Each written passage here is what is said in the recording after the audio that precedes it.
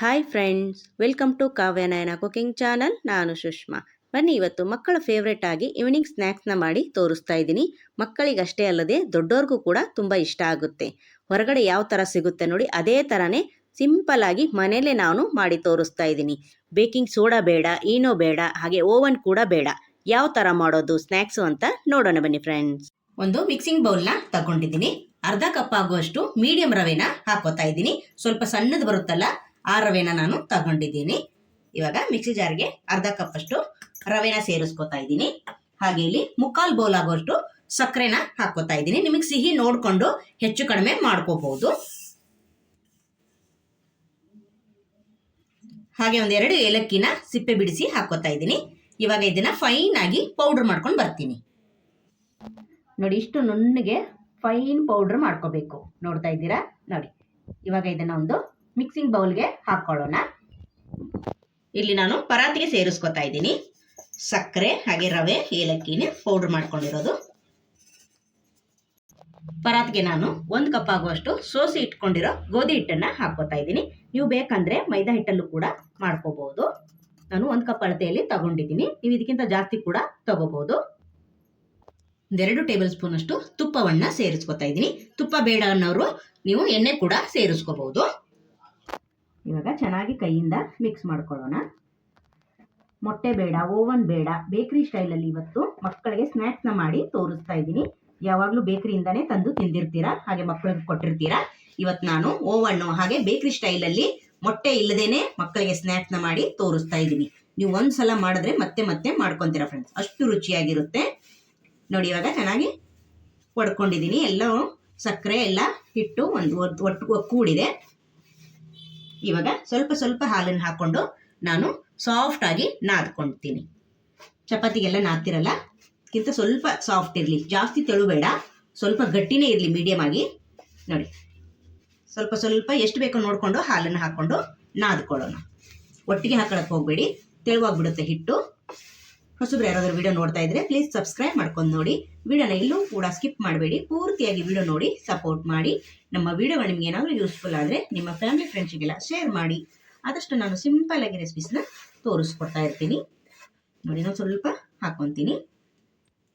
ಹಾಕ್ತಾ ಹಾಕ್ತಾ ನಿಮಗೆ ಗೊತ್ತಾಗುತ್ತೆ ನೀವು ಎಷ್ಟು ಕ್ವಾಂಟಿಟಿ ಹಿಟ್ಟನ್ನು ತಗೊಂಡಿರ್ತೀರಾ ನೋಡಿಕೊಂಡು ಸ್ವಲ್ಪ ಸ್ವಲ್ಪ ಹಾಕ್ಕೊಂಡು ಕಲಿಸ್ಕೊಳ್ಳಿ. ನೋಡಿ, ಇಷ್ಟು ಗಟ್ಟಿಯಾಗಿ ನಾದ್ಕೋಬೇಕು. ತುಂಬ ತೆಳು ನಾದ್ಕೋಬಾರ್ದು. ನೋಡಿ, ತುಂಬ ಗಟ್ಟಿ ಕೂಡ ಬೇಡ, ಮೀಡಿಯಮ್ ಆಗಿ ಇರಲಿ. ರವೆ ಹಾಕಿರೋದ್ರಿಂದ ಕ್ರಿಸ್ಪಿಯಾಗಿ ಬರುತ್ತೆ. ಹೊರಗಡೆ ಯಾವ ಥರ ಸಿಗುತ್ತಲ್ವ ಅದೇ ಥರನೇ ಸ್ನ್ಯಾಕ್ಸು ಮಾಡ್ಕೋಬೋದು. ಇವಾಗ ಒಂದು 5 ರಿಂದ 10 ನಿಮಿಷ ಇದನ್ನು ನೆನೆಯೋದಕ್ಕೆ ಬಿಡೋಣ. ಅಲ್ಲಿವರೆಗೂ ಎಣ್ಣೆನ ಬಿಸಿ ಇಟ್ಕೊಳ್ಳೋಣ. ನೋಡಿ, ಒಂದು 10 ನಿಮಿಷ ನೆನೆಯೋದಕ್ಕೆ ಬಿಟ್ಟಿದ್ದೆ. ಇವಾಗ ಓಪನ್ ಮಾಡಿಕೊಂಡು ಚಿಕ್ಕ ಚಿಕ್ಕದು ಉಳ್ಳೆಗಳನ್ನು ಮಾಡ್ಕೊಳ್ಳೋಣ. ತುಂಬ ದೊಡ್ಡದು ಮಾಡ್ಕೋಬೇಡಿ, ಒಂದಿಷ್ಟು ತಗೊಂಡ್ರೆ ಸಾಕು.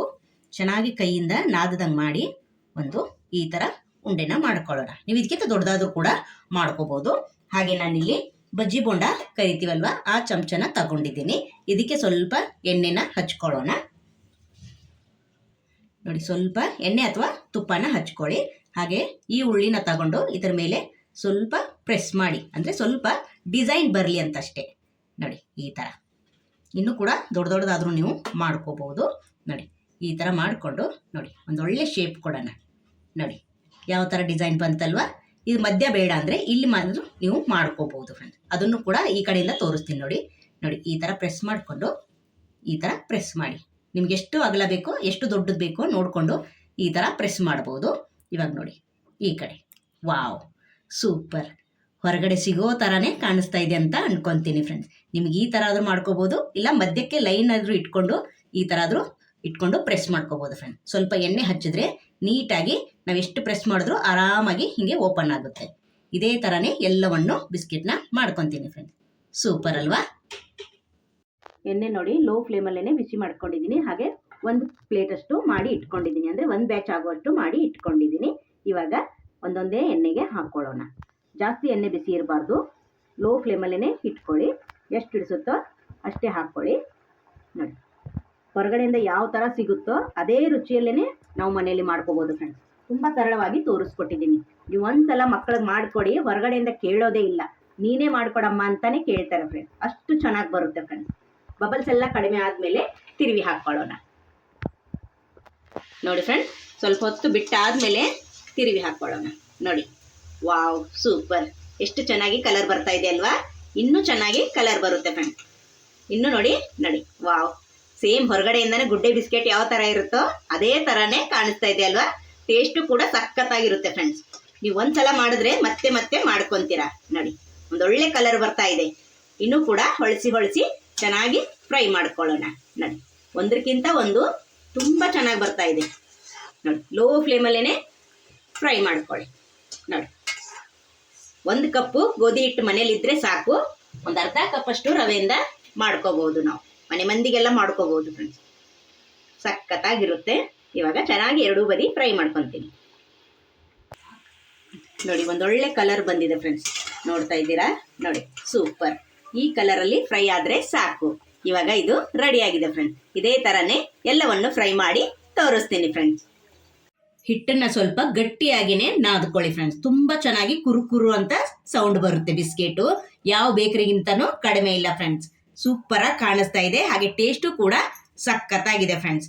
ನೋಡ್ತಾ ಇದ್ದಂಗೆನೆ ಹೊರಗಡೆ ಬಿಸ್ಕೆಟ್, ಗುಡ್ಡೆ ಬಿಸ್ಕೆಟ್ ಥರನೇ ಕಾಣಿಸ್ತಾ ಇದೆ ಅಲ್ವಾ?